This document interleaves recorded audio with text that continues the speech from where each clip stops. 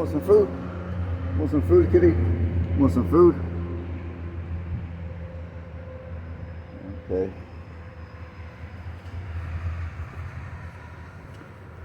Want some food? Okay.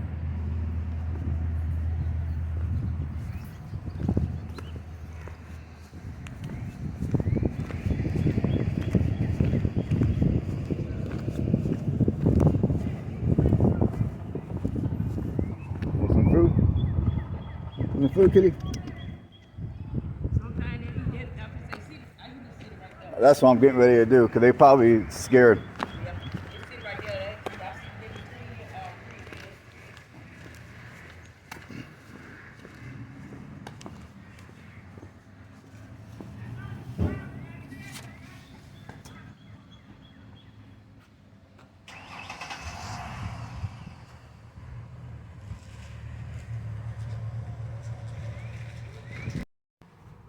Hey, good day everyone. Welcome to Andrew's Life. I hope everyone is doing great today.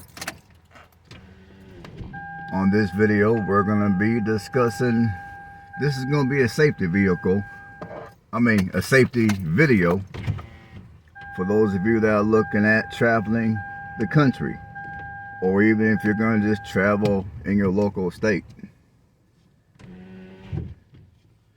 I mean, even if you're not going to really travel, you're just going to live in your vehicle, because, you know, times are tough right now. A lot of you are looking for ways to save a penny on housing. So some of you are going to be living in your vehicle for those reasons. Some of you are going to be living in your vehicle because you want to adopt another lifestyle. You want to travel around a little bit, see different stuff, whatever the case might be. And this is going to be an important video for you guys to watch. This video is going to be primarily about your vehicle. Now, as far as it goes for your safety out here while you're traveling around, I mean, yeah, it's good to have some self-defense skills. It's good to have some type of a weapon on you for just in case. It's good to know your surroundings. And I've talked about those topics on previous videos on this channel. And I've also have videos out here discussing where to park and how to park. I got a few videos on this channel about that. But this video is going to be primarily about your vehicle. Now, and what made me want to make this video is I was talking to an old friend that reached out to me on Facebook, and then we decided to exchange phone numbers, and, you know, we talk once a week, give or take.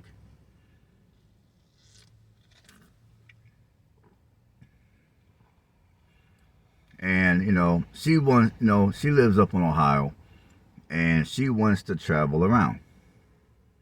She wants to do more traveling at some point. But I could tell by how she was talking that she really hasn't done a lot of traveling around. I mean, you know, some of the ideas that she had were just not realistic. I mean, she was talking about buying a vehicle for a couple of $1,000, and then she's going to travel all over the country in that vehicle, and that is a bad idea. So, for starters, when it comes to traveling the country, when it comes to doing any kind of traveling at all, if you have just purchased a vehicle, I don't care if the vehicle is brand new, I don't care if the vehicle is used, I don't even care what kind of vehicle it is. Before you hit the road, the first thing that you're going to want to do is take your vehicle to your local mechanic and have your local mechanic thoroughly inspect it. That way, if there's anything going on with the vehicle, your mechanic hopefully will catch it, and then they can bring it to your attention, and you can go ahead and get those repairs addressed.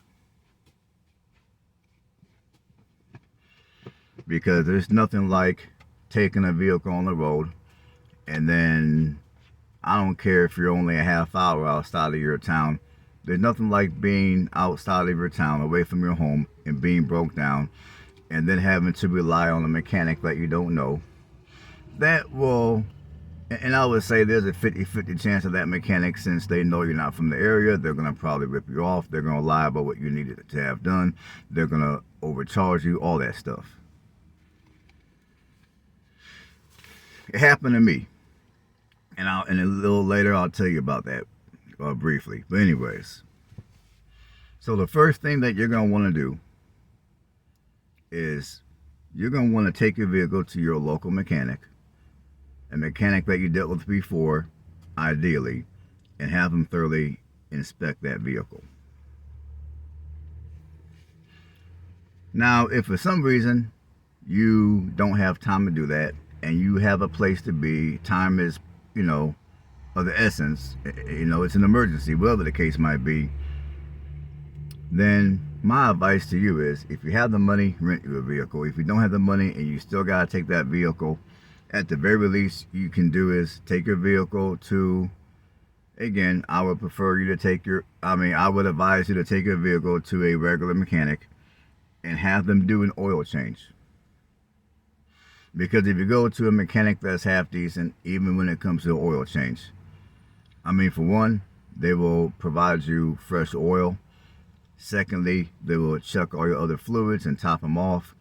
Even if there's fluids that they don't top off automatically, they'll tell you, hey, you need some coolant, you need some, transmission fluid. And then you can elect to pay that extra money and have them top it off. That way, when you're on the road, all that is on point. Sometimes during the oil change, they're not going to do a thorough inspection, but they'll do somewhat of an inspection. Like, they might check your tires, and if your tires are bald, or they're balding, or the tread is lower than ideal, then you can always, while you're there, you can always pay for a set of new tires. Or if you only need 2 new tires, you can pay for 2 new tires. Like, before I came out here to Mississippi, I got 2 tires on this van because I noticed that my 2 front tires were the tread was starting to get low. So I got 2 new tires.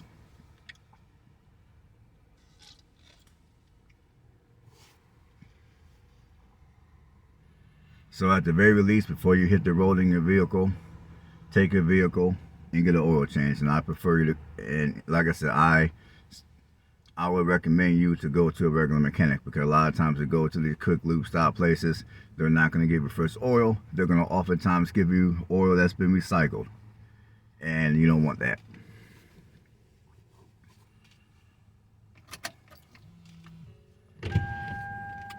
Now, if you buy a vehicle, or even in the vehicle that you have for a while, now if it's been a while since you've traveled long distance, or if you never traveled long distance before, the reason why I would suggest you to take your vehicle to your local mechanic to have them check out the vehicle before you hit the road is because if you take a vehicle and you load it up, you hit the road, you don't bother to check on anything. You don't check your tires, you don't check your fluids, you don't check to make sure all the mechanicals are on point. You just hit the road and just be like, on some whatever stuff. And then you get somewhere and something bad happens to your vehicle. Like maybe you might get 3 hours from your home and something bad happens to your vehicle. Or you get even an hour away from home and something bad happens to your vehicle. And it might be bad enough to where you might have to take it to a mechanic in that area. Now, from my experience, if you have to take your vehicle to a mechanic that is not in your area, a mechanic that you never dealt with, chances are pretty high that they're gonna rip you off. They're gonna, well, for one, they're gonna probably lie to you about the repairs that you needed on your vehicle. I gotta start my vehicle up. It's starting to get a little steamy now here in Mississippi. But anyways, they're gonna probably lie to you about what you need done to your vehicle. Like, you might have, like, I'm gonna give you guys an example. Like, back in the early 2000s, I had a 94 Mercury Sable. And I drove from Cleveland, Ohio to Louisville, Kentucky, because I was I was wanting to move to Kentucky at that time. So I went down to Kentucky. I had a job interview lined up already.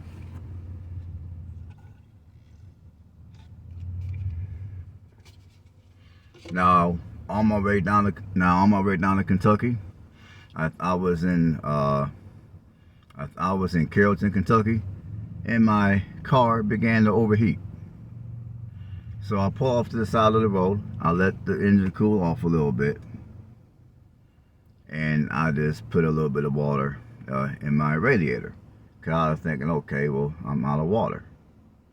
So I drove down a little further, and my car was doing okay up until I got into Louisville. Now, when I got into Louisville, my car was overheating again. Except this time it was leaking antifreeze all over the place. Now this time, now obviously I'm not a car mechanic, but at this time I really didn't know crap about cars. So I went on ahead. I took my vehicle to a local mechanic in Louisville. And they told me that I needed a new radiator. So I paid for the new radiator, assuming that that would solve the issue. Well, to make a long story short, it didn't. I mean, I would say no longer than probably a half hour after I left the shop, I was leaking antifreeze again. So I took my car to another mechanic. And that mechanic told me that I needed a new set of heads because my head gaskets were blowing. Well, this time around, I had a couple of friends who knew about cars in Ohio, so I called them and I ran the scenario by them, and they confirmed that yes, your car needs a new set of heads. So I went on ahead and I had the mechanic do those repairs. Now, obviously, I had to utilize public transportation to get to and from my job interview. From my hotel to my job interview, I had to utilize public transportation. So, fortunately, all that still worked out, just not the way as planned. So, I tell you all this to let you know that the first mechanic I went to, they clearly lied about what I needed done. Because any mechanic would have looked at my car and knew that I needed head gaskets, not just a radiator. Now, I'm assuming that mechanic I went to, they probably didn't do head gaskets, but they still wanted to get money out of me, so they lied about what my car needed. And unfortunately, there's mechanics out here that will lie to you about what your car needs if they see that you are not from the area. They will lie to you. They'll lie to you, and some of them might even charge you more for the repair than what they would charge a local customer. So I can't emphasize this enough. Before you hit the road in your vehicle, especially if you're driving a long distance, take your vehicle to your local mechanic and have them do a thorough inspection. Whatever money they charge for that inspection is going to be worth it. That way, if they find something that's wrong, you're right there, you can get it fixed, and then when you hit the road, you'll be better off. Now with me, when I hit the road, one thing that I do, I make a habit of it all the time, is I make sure my tread on my tires are on point. I make sure there's nothing going on with my tires. I check all my fluids. And 9 times out of 10, I take my vehicle to my local mechanic and I have them do an oil change. That way, when I'm traveling on the road, the oil is fresh, and therefore it's not, I'm not putting any unnecessary stress on my engine by driving a long distance on dirty oil.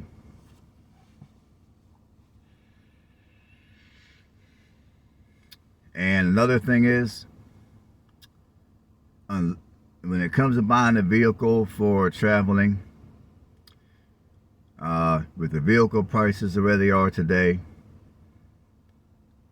unless you know whom you're buying your vehicle from, I would not suggest you buy just any random vehicle for a few $1,000s, and then you assume it's going to be okay to travel across the country. Sometimes you might luck out and you might get you a deal.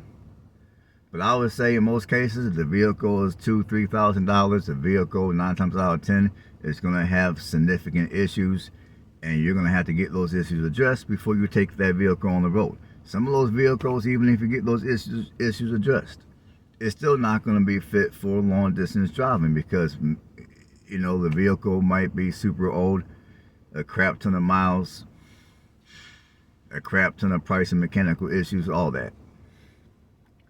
So the only way that I would personally, the only way that I would take a vehicle across the country that's worth only a few $1,000s is if A, I've had that vehicle since it was newer, or B, I purchased that vehicle from somebody who I knew who took good care of that vehicle. That would be the only way. You buy a vehicle from a random person or a dealer for a few $1,000s, and you might, I would say at the very least, be extremely careful if you do that, and obviously take the vehicle to your local mechanic and get it checked out thoroughly before you do that. So for those of you that want to travel extensively across the country, I would advise you to have at least $15,000 saved up for a vehicle. A vehicle that will most likely be reliable. It's not going to leave you stranded on the side of the road. And speaking of which, as we all know, not all vehicles are created equal.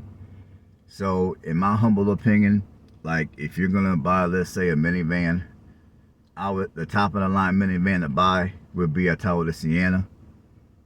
But those can get kind of pricey. So if you can't afford that, then look around for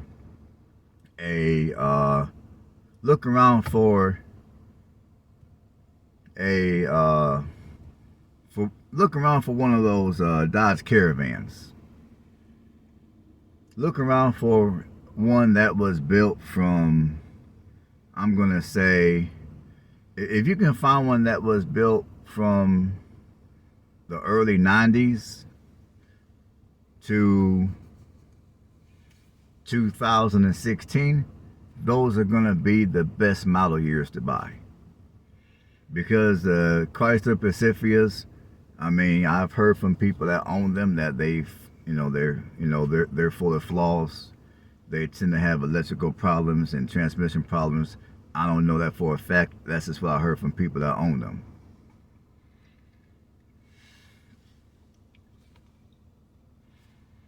So yeah, if you can find a Dodge Caravan that was built from, I would say, the early 90s up until 2016, that's going to be your best bet.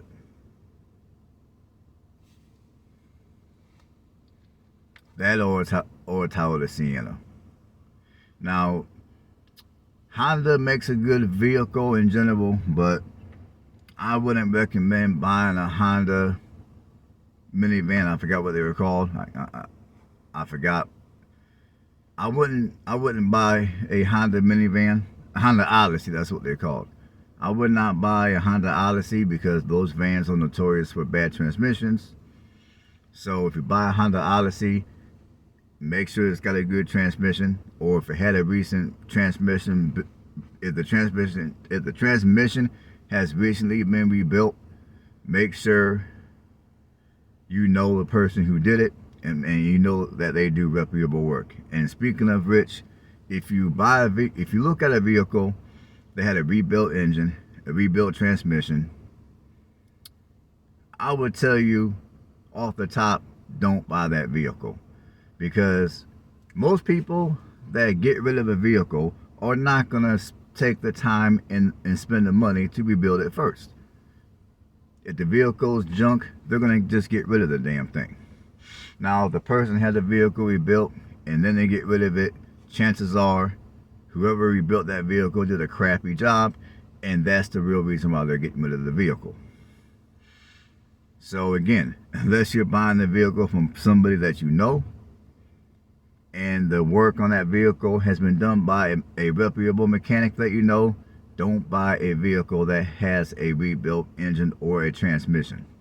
I don't care what the price is. I don't care what kind of vehicle it is. don't buy it.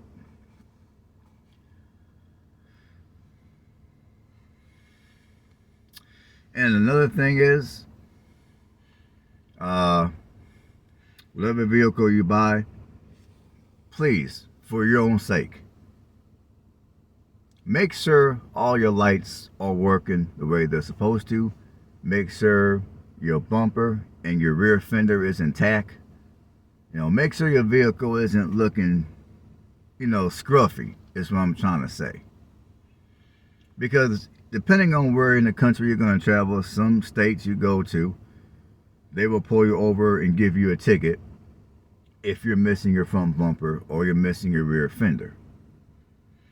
And at nighttime, if a law enforcement official notices that one of your headlights are burnt out, or any of your signal indicators aren't working, it will automatically give them a reason to pull you over. And they might pull you over, and they'll give you a ticket or two if they're in a nice mood and you don't piss them off. They might give you a warning and tell you, okay, go ahead, get that light fixed, and then come back to the police station and show us that the light is working. And then if you show them that the light is working, you're good to go. I got pulled over last year in Alabama, about a half hour from my house, and I got a warning. I got a little warning slip, and he told me, fix that headlight, and then come back and let us inspect your light, and if it's fixed, then you're good to go, which is what I did. I got the headlight fixed. I went back, they inspected it, and I was good to go.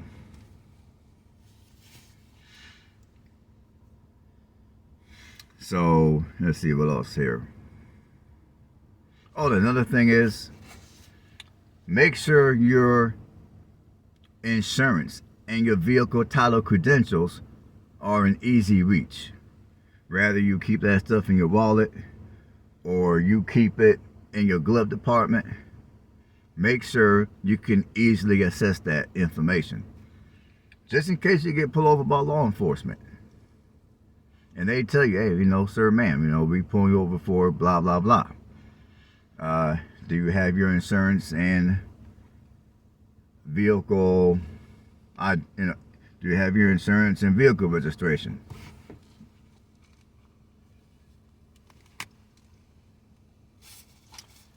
And just, what you do is you tell them yes, and then you get into your glove department and you show them that stuff. Because one thing is, if you have everything in order like that, it will decrease the amount of BS that you deal with when you get pulled over by law enforcement. As where if you're out here, you're doing this, you're rambling around, you're looking for everything, nothing's in order, it's just gonna make your time dealing with law enforcement that much more stressful. And that's all I got for this one. I can't think of much else to say. So thanks for watching. Hopefully you guys get something out of this video. Safe travels. I'm gonna holler at y'all later. I might see some of y'all out here in these streets.